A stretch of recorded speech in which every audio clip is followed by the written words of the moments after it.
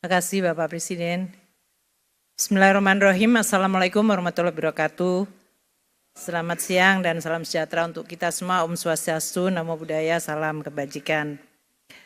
Bapak Presiden yang kami hormati, Bapak dan Ibu sekalian, Kabinet Merah Putih dan seluruh hadirin yang kami hormati. Saya juga ingin menyampaikan selamat Idul Fitri kepada Bapak dan Ibu sekalian yang merayakan dan mohon maaf lahir batin.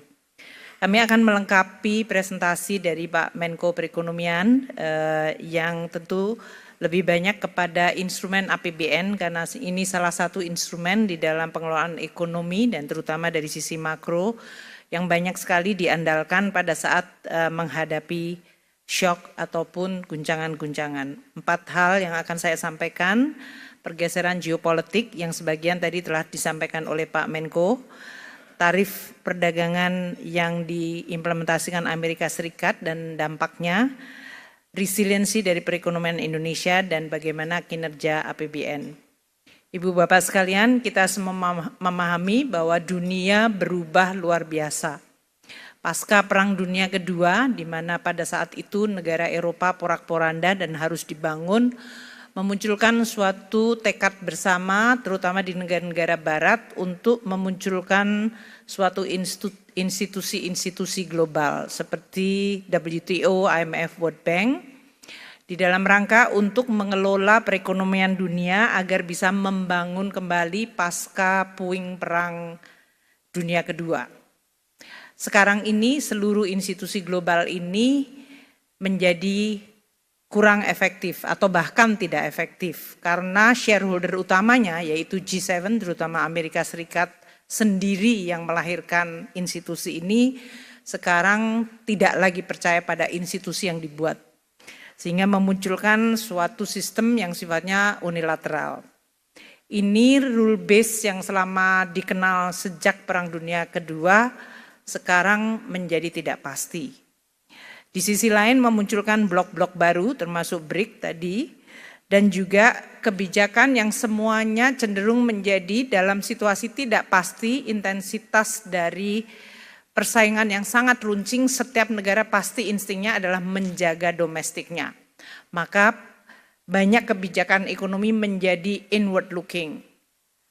My country first, American first, China first, Indonesia first dan yang lain-lain. Karena ini memang pada saat external environment tidak bisa diandalkan, maka yang harus dilakukan adalah menjaga kepentingan nasional. Dan ini sudah disampaikan oleh Bapak Presiden, termasuk tadi di dalam pembukaannya penekanan ini bahkan sebelum Donald Trump menyampaikan Trump tarif atau Liberation Days tarif yang disampaikan minggu lalu. Tadinya kita masih berharap adanya supply chain yang berdasarkan perkawanan, makanya waktu itu muncul friendshoring, nearshoring, sekarang bahkan tidak ada definisi yang disebut kawan atau friend lagi. Karena Amerika terhadap Kanada, terhadap Meksiko, negara yang tergabung dalam NAFTA, ini pun juga yang dibidani oleh Amerika Serikat, sekarang ini di-abandon dan menjadi persaingan yang tidak ada lagi definisi kawan atau lawan. Inilah dunia yang kita hadapi. Kebijakan tarif Amerika menjadikan risiko ketidakpastian yang luar biasa. Kalau kita lihat timelinenya selama satu episode 1 Februari hingga April ini dalam 2 bulan telah mengubah lanskap perekonomian global.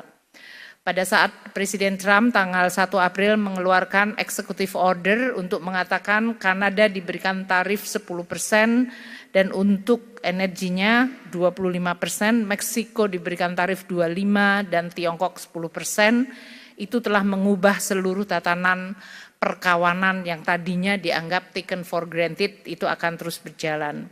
Sejalan dengan waktu muncul kemudian retaliasi atau respons dan ancaman tambahan untuk produk tertentu seperti baja dan aluminium. Kemudian muncul executive order yang baru tanggal 4 Maret persis sebulan yang lalu untuk menambah untuk Tiongkok 20% dan Kanada melakukan retaliasi. Timeline ini menggambarkan hanya dalam waktu 1 bulan. Dunia yang tadinya digovern dengan rule base, sekarang tidak ada lagi kepastian. Ini yang menjadi salah satu yang perlu untuk kita perhatikan di dalam kita mengelola ekonomi. Tidak kita terus-menerus terkaget-kaget, namun pada saat yang sama kita tetap waspada.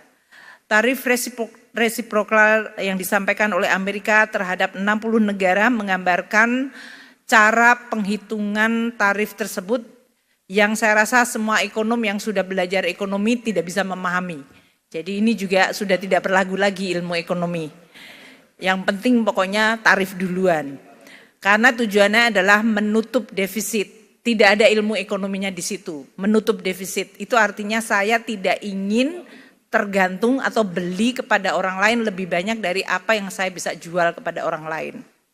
Itu is purely transactional. Enggak ada landasan ilmu ekonominya. Jadi teman-teman ini ada ICI di sini, mohon maaf tidak berguna Pak ilmunya hari-hari ini. Nah oleh karena itu, karena ini adalah pragmatis, sebetulnya pada saat kita semua dilantik oleh Presiden Prabowo, kita diberikan pembekalan dan pembekalan itu menjadi sangat relevan. Beliau menyampaikan dunia sekarang digovern oleh realis. Jadi pragmatic dan realism rather than theoretical ideology yang selama ini menggovern dunia semenjak Perang Dunia Kedua. Ini menjadi realita yang jauh lebih cepat dan harus kita segera respons. Kebijakan tarif resiprokal direspon oleh berbagai negara seperti yang tadi disampaikan oleh Pak Menko. Tiongkok yang tadinya dianggap akan restrain atau menahan diri justru melakukan retaliasi yang sama kerasnya. Dan ini menimbulkan suatu eskalasi, makanya pemburukan di pasar uang dalam 2 hari terakhir ini karena respons kedua sesudah RRT menyampaikan retaliasi. Sesudah RRT menyampaikan retaliasi, Presiden Trump dengan Twitter mengatakan saya akan menaikkan lagi tarifnya menjadi 50%. So ini adalah eskalasi yang belum berakhir dan karena ini sudah menyangkut presiden dengan presiden, biasanya akan sangat sulit untuk face savingnya. Jadi ini adalah situasi yang harus kita hadapi secara sangat open minded, pragmatik dan pada saat yang sama kita harus agile, harus cepat. Seperti yang disampaikan Bapak Presiden dan Pak Menko tadi. Policy apa yang bisa kita lakukan segera dan bisa mengoreksi atau menggunakan opportunity harus bisa kita lakukan sekarang.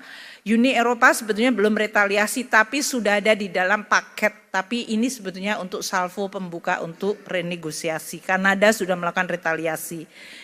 Jadi berbagai negara yang lain mungkin lebih kepalanya dingin dengan pendekatan diplomasi dan negosiasi. Tapi not necessarily hasilnya juga menyenangkan karena seperti Vietnam yang mengatakan promise untuk 0% tarif dikatakan itu tidak memadai karena non tarif barrier juga menjadi salah satu bagian yang menjadi negosiasi. Dengan adanya kenaikan tarif di Amerika Serikat memunculkan sebuah pemikiran atau hal yang akan menjadi reaksinya yaitu terjadinya diversion dari perdagangan. Trade diversion ini yang sekarang sedang dibahas di dunia. Negara mana yang bisa menjadi tujuan ekspor alternatif atau negara mana yang bisa menjadi tempat investasi alternatif untuk kemudian munculnya trade without Amerika atau Amerika menjadi dialienate dan kemudian muncul di antara sisa Amerikanya. Karena memang Amerika di dalam perdagangan dunia plus RRT itu hanya menjelaskan sekitar 25% dari global trade. Jadi 75% sebetulnya bisa berdagang di luar 2 negara besar itu. Namun pengaruh dari spillover 2 negara tidak bisa juga dianggap enteng. Peluang Indonesia untuk take over karena beberapa negara, Vietnam, Bangladesh, Thailand, China yang rate dari reciprocalnya dari Amerika itu lebih tinggi yaitu 34, 36, 37 bahkan 46. Tapi kita juga tahu banyak negara di sekitar kita atau yang mirip dengan kita yang tarifnya juga lebih rendah. Filipina hanya 17%, Malaysia 24%, Korea Selatan 25%, dan India hanya 26%. Jadi di dalam tabel ini kita bisa menggambarkan komoditas apa yang potensi kita akan bisa menjadi pemasok baru, atau kita akan dikalahkan oleh yang tadi tarifnya lebih rendah. Ini yang menggambarkan betapa pentingnya situasi seperti ini, saresahan ekonomi. Bapak Presiden ingin kemudian bertemu dengan semua stakeholder, karena ini adalah perang bersama. Ini harus bersama-sama antara pemerintah, policy maker, para pelaku ekonomi, dan bagaimana kita meresponsnya. Investor portfolio merespons negatif kebijakan RRT. Kita semuanya hari ini adalah hari pertama pembukaan bursa dan kita sudah melihat Indonesia tadi sesi yang kedua di bawah 8%, 7,7. Kalau kita lihat banyak negara yang indeks harga sahamnya pada tanggal 8 April dibanding 2 April banyak yang koreksinya sangat dalam hingga 14%. Bahkan tadi yang Pak Menko menyampaikan beberapa bisa mencapai di atas 25%. Nilai tukar kita, Pak Gubernur Bank Indonesia sudah menyampaikan juga beberapa langkah bahkan sebelum pembukaan hari ini, dan alhamdulillah kita sekarang sudah bisa turun di bawah 17. Namun dinamika ini seperti harga saham, nilai tukar maupun dalam hal ini obligasi surat berharga itu seperti kita itu seperti shock absorber. Karena shocknya terjadi, ini adalah bentuk respons yang mungkin harus terbiasa kita lihat. Namun tidak berarti kita kemudian shifting attention-nya dari fondasi yang tetap harus dijaga. Tekanan di pasar keuangan yang tinggi terakhir ini sebetulnya bukan hal yang baru. US Treasury baik yang 2 tahun maupun 10 tahun agak melemah karena dia dianggap safe haven, tapi dolar indeksnya juga melemah. Jadi kepercayaan 100% terhadap dolar juga mulai menurun. Sementara fixed index yaitu volatility juga meningkat, tapi kalau kita bandingkan pada saat COVID, kenaikannya sebetulnya masih relatively manageable. Tapi ini menggambarkan suasananya, alamnya juga tetap hati-hati, tanpa panik. JP Morgan, Goldman Sachs, semuanya mengatakan bahwa Amerika kemungkinan masuk ke resesi, probabilitasnya sekarang naik ke 60%, dari tadinya di bawah 50%. Dengan outlook seperti itu, tidak heran maka commodity price menurun, karena nanti demand turun kalau terjadi resesi. Kita lihat harga komoditas dari asumsi. Sementara CPO justru membaik, ini membuat penerimaan negara juga membaik. Copper juga masih relatif bagus, disampaikan Pak Menko, Indonesia masih di atas 52. Berarti kita masih ekspansif. Kemarin kita sempat turun tapi kemudian kita naik secara cepat sekali. Ini menggambarkan cukup resilience dari sektor manufaktur di Indonesia. Ekspor Indonesia untuk pertanian dalam hal ini pertumbuhan year on year-nya 52%, untuk manufaktur 29%. Itu menggambarkan bahwa sebelum tarif Trump kita cukup baik, dan oleh karena itu neraca perdagangan kita tetap terjaga surplus. Kalau kita lihat dari sisi neraca perdagangan ini, Amerika adalah the second largest. Tapi antara yang the first largest yaitu China, Amerika itu di 23 billion, dan ini tidak banyak berbeda dengan destinasi lainnya. Kalau lihat dari tabel ini, Indonesia punya banyak alternatif sebetulnya. Dalam artian seperti yang dikatakan oleh Pak Menko tadi, bahwa destinasi ekspor kita masih bisa kita diversify. Dan attachment atau dependensi kita terhadap Amerika tidak terlalu besar dibandingkan negara-negara lain yang tadi disebutkan. Nah, Presiden Prabowo telah menyampaikan bahwa menteri-menteri ekonomi yang sekarang harus menghadapi kondisi perang ekonomi ini, kita di dalam front line-nya harus berinisiatif untuk melakukan reform dan deregulasi. Karena kejadian shock seperti ini bukan pertama kali di dalam sejarah kita. Kita pernah mengalami pada tahun 80-an, waktu itu shock minyak dan perang. Kita juga menghadapi kondisi global economic shock tahun 2008-2009, 97-98 kita menghadapi krisis ekonomi. Belajar dari semua shock ini, pada saat terjadinya shock justru ini menjadi opportunity untuk mereform dan melakukan deregulasi. Jadi berdasarkan instruksi Bapak Presiden, bahkan sebelum Trump Liberation Day tarif, kita sudah diminta untuk memformulasikan deregulasi, mempermudah seperti yang tadi telah ditekankan oleh Bapak Presiden. Saya sampaikan untuk beberapa yang di area yang pasti banyak teman-teman dari bisnis melihat dan penting karena ini sangat mempengaruhi cash flow dan yang lain-lain. Cortex kita sudah makin membaik, ini akan mempercepat proses pemeriksaan, proses keberatan, dan termasuk validasi dari instansi melalui layanan. Ini membuat nanti dokumentasi menjadi lebih mudah, sehingga segala proses termasuk restitusi menjadi jauh lebih cepat, karena ini termasuk salah satu yang menjadi potensial dari komplain yang muncul dari USTR terhadap Indonesia. Pemeriksaan pajak akan diperpendek 50% waktunya dari 12 bulan menjadi 6 bulan. Dan untuk pemeriksaan wajib pajak yang sifatnya grup untuk transfer pricing yang selama ini membutuhkan 2 tahun sekarang hanya menjadi 10 bulan. Untuk restitusi kami melakukan secara jauh lebih cepat. Untuk yang orang pribadi di bawah 100 juta sama sekali tidak ada pemeriksaan.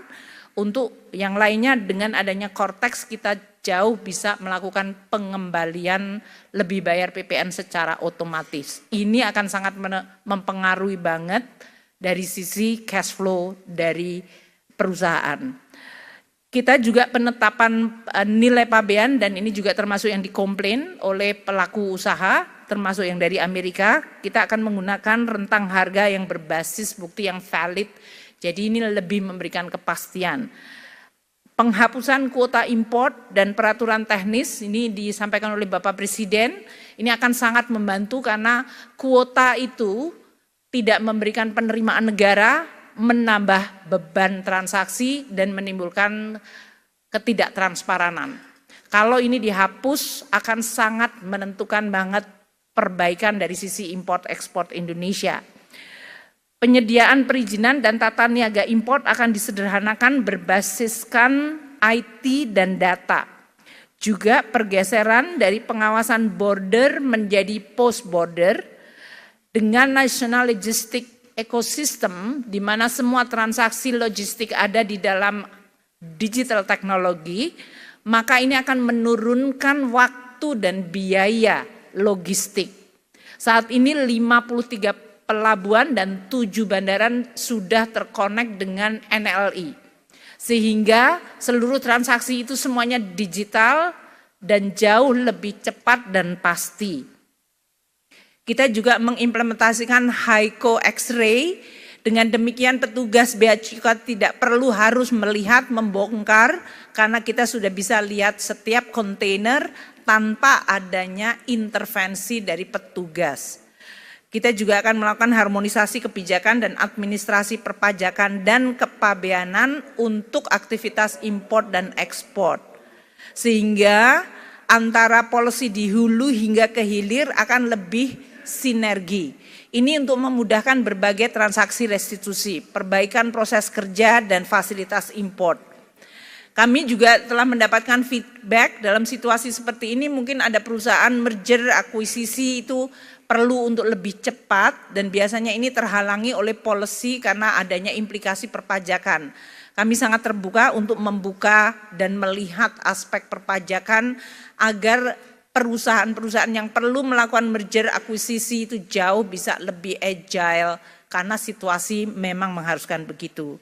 Beberapa fiscal measure ini kalau dihitung berdasarkan imputed tarif adalah sebagai berikut. Kalau perbaikan administrasi perpajakan dan kepabeanan dari mulai pemeriksaan pajak, restitusi pajak, perizinan, ini ekuivalen mengurangi tarif hingga 2% sendiri. Jadi ini adalah reform yang bisa kita lakukan di pajak bea cukai hanya dari sisi administratif penyederhanaan akan mengurangi beban. Jadi kalau tadi dunia usaha akan kena 32%, ini bisa dengan berbagai reform 2% lebih rendah. Kebijakan perpajakan untuk PPh import, kami akan melakukan penyesuaian untuk produk tertentu yang tadinya antara 2,5 ke hanya 0,5%. Ini berarti mengurangi lagi 2% beban tarif. Jadi anything yang bisa ngurangi tarif karena sudah adanya beban tarif selama belum turun dari Amerika, kita akan coba lakukan. Penyesuaian tarif biaya masuk produk import yang antara 5 hingga 10% menjadi 0 sampai 5%, ini berarti mengurangi lagi 5% beban tarif. Ini untuk produk-produk yang berasal dari Amerika Serikat yang masuk dalam Most Favored Nation. Untuk tarif beasiswa karena kita sering ngasih beasiswa, mohon maaf. Bea keluar untuk CPO kita juga akan lakukan adjustment, ini juga ekuivalen mengurangi beban hingga 5%. Dan trade remedies, ini termasuk Menteri Perdagangan, Pak Menko Perekonomian semua minta agar bea masuk anti dumping, imbalan safeguard bisa dilakukan dan dipercepat hanya dalam waktu 15 hari. Itu akan kita lakukan bersama dengan KL yang lain. Jadi kami akan terus melakukan reform terutama di bidang pajak, bea dan cukai dan prosedur supaya ini betul-betul mengurangi beban sesuai dengan penekanan Bapak Presiden. Ini adalah waktu yang tepat untuk deregulasi dan reform yang lebih ambisius. Banyak dari teman-teman usaha media menyoroti mengenai APBN kita. APBN memang selama ini menjadi salah satu anchor yang terus-menerus kita sampaikan secara transparan. Postur dari APBN kita sampai dengan akhir Maret itu sekarang sudah dalam situasi membaik. Kemarin headline seolah-olah mengatakan penerimaan pajak mengalami kontraksi dan lain-lain. Kenapa kami kemarin menunda melakukan press conference? Karena memang datanya masih sangat liquid, masih dinamis. Karena adanya Cortex, di sisi lain adanya penerapan TER dan juga adanya beberapa perusahaan wajib pajak besar yang melakukan restitusi itu one off. Sehingga tidak ingin menciptakan kepanikan market, kami melakukan presentasi. Kalau kita lihat pada bulan Maret, penerimaan pajak bruto kita sudah turn around. Yang tadinya growth-nya minus 13 bulan Januari, Februari minus 4, ini sekarang sudah positif 9,1. Turning around itu kelihatan sudah mulai baik. Kami hanya ingin menyampaikan bahwa memang dalam 4 tahun terakhir kita lihat pola dari penerimaan pajak dan kita lihat rata-rata Desember, Januari, Februari, Maret itu tahun ini 2025 di 179,7. Lebih baik dari tahun lalu yang 174, lebih baik dari tahun 2023 waktu itu boom komoditi di 167 dan di tahun 2022 tentu itu pasca Covid yaitu 146. Jadi saya ingin memberikan keyakinan bahwa penerimaan pajak masih on track. Karena dalam sebulan terakhir ini dibuat headline untuk membuat seolah-olah APBN tidak sustainable, APBN tidak prudent dan ini akan menjadi berantakan. Tidak. Presiden memang punya banyak program tapi itu semuanya didesain dalam APBN yang tetap prudent dan sustainable. Jadi ini yang menjadi anchor bagi kita untuk menyampaikan bahwa jangan kita semua menambah keresahan yang tidak perlu untuk hal-hal yang sebetulnya fundamentally masih baik. Saya juga minta untuk para pengamat, para IC dan yang lain-lain untuk juga membantu. Untuk sisi belanja pemerintah, kita masih on track. Meskipun banyak program besar yang Bapak Presiden telah sampaikan, kita tetap memantau secara detail. Belanja KL 196 triliun sudah kita lakukan, 16,9. Belanja non-KL itu termasuk subsidi pensiun, ada 217. Kalau kita lihat, prosentase dari belanja kita tidak banyak berbeda. Tahun lalu karena pemilu kita melakukan front loading untuk persiapan pemilu memang persentase belanja adalah di 17,3. Tapi sebelum pemilu year 15,5, tahun ini 15,3. Jadi masih comparable. Masih cukup baik. Untuk pensiun tetap kita bayar, kemarin ada kenaikan pensiun plus THR, kita tetap meningkatkan belanja yaitu tumbuhnya 4%, tahun lalu karena ada kenaikan yang cukup tinggi. Subsidi tadi yang Bapak Presiden menyampaikan subsidi pupuk, coba bayangkan, kita di 2025 sampai dengan Maret sudah mengeluarkan 1,7 juta ton. Dan ini dilakukan secara tepat waktu dan tadi sesuai dengan instruksi Bapak Presiden simplifikasi yang menjelaskan bagaimana kita bisa mensecure panen yang baik. Karena pupuknya datang pada saat memang dia tanam. Tahun-tahun sebelumnya pupuknya datang, ada anggarannya, tapi datangnya terlambat dan hilang. Jadi ini matters a lot. Reform itu sangat-sangat memberikan pengaruh yang luar biasa besar terhadap perbaikan apa yang ada di dalam pelaksanaan. Beberapa dari subsidi BBM, LPG 3 kilo, subsidi listrik, semuanya dari sisi volume mengalami kenaikan. Ini artinya APBN bekerja untuk melindungi masyarakat agar mereka yang bebannya terasa dalam situasi saat ini, mereka mendapatkan perlindungan dari APBN. Belanja pemerintah ke daerah, transfer juga dalam hal ini tetap terjaga dan on track. Ini bahkan yang oleh Bapak Presiden menyampaikan, kalau kita sekarang membelanjakan hampir sepertiga belanja kita ke pemerintah daerah, sudah seharusnya kita melihat setiap rupiah itu harus benar-benar bermanfaat untuk masyarakat. Dari mulai dana desa, dana bagi hasil, dana alokasi umum, dana alokasi khusus, baik itu yang fisik maupun non-fisik. Jadi semua angka di APBN memang dilihat secara lebih teliti. Itu barangkali yang membuat banyak yang tidak comfortable.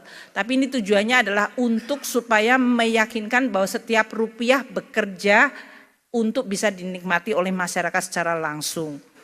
Pembiayaan APBN, karena banyak yang mengatakan apakah APBN akan defisit dan defisitnya nanti akan berapa. APBN didesain dengan defisit 2,53%. Ini sesuai dengan undang-undang APBN yang sudah disetujui oleh DPR, yaitu Undang-Undang 62 tahun 2024.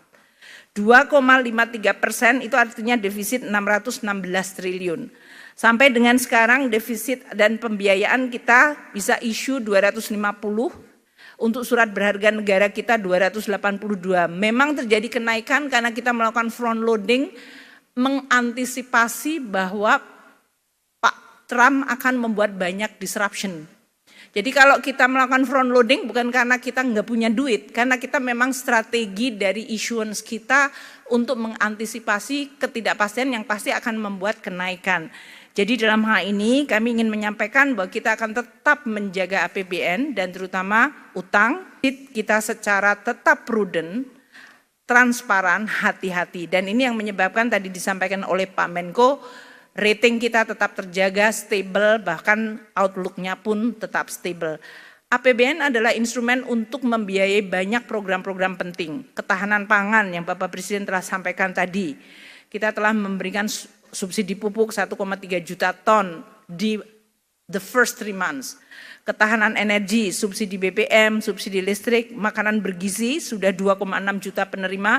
Mungkin nanti kita update selalu setiap bulan untuk menyampaikan berapa yang sudah dan nanti Pak Dadan juga bisa menyampaikan.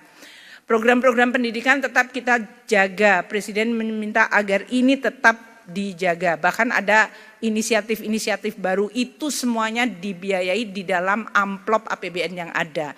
Jadi jangan khawatir tidak jebol APBN-nya. Banyak yang mengatakan apakah APBN-nya jebol? Tidak. Program-program Bapak Presiden ada di dalam ruang APBN yang ada. Program kesehatan termasuk pemeriksaan kesehatan gratis itu sudah dianggarkan di dalam APBN.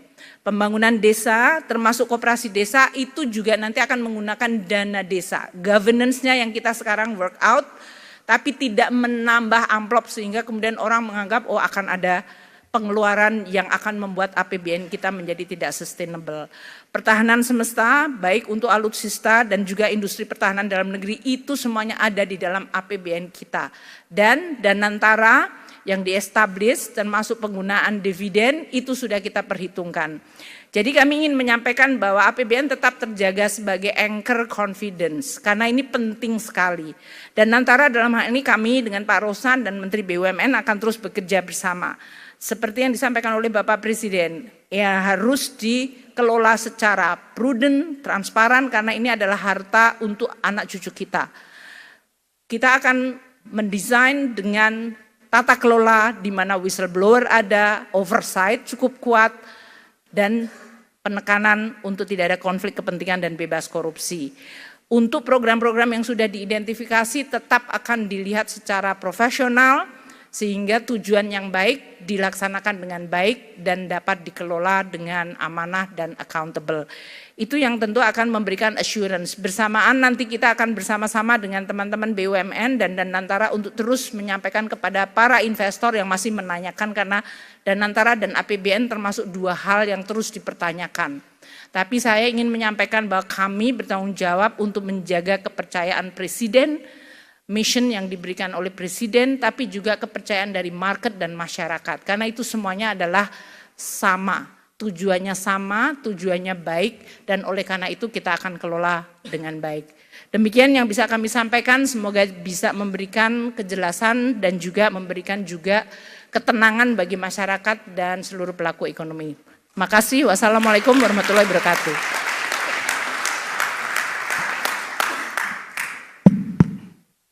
Terima kasih.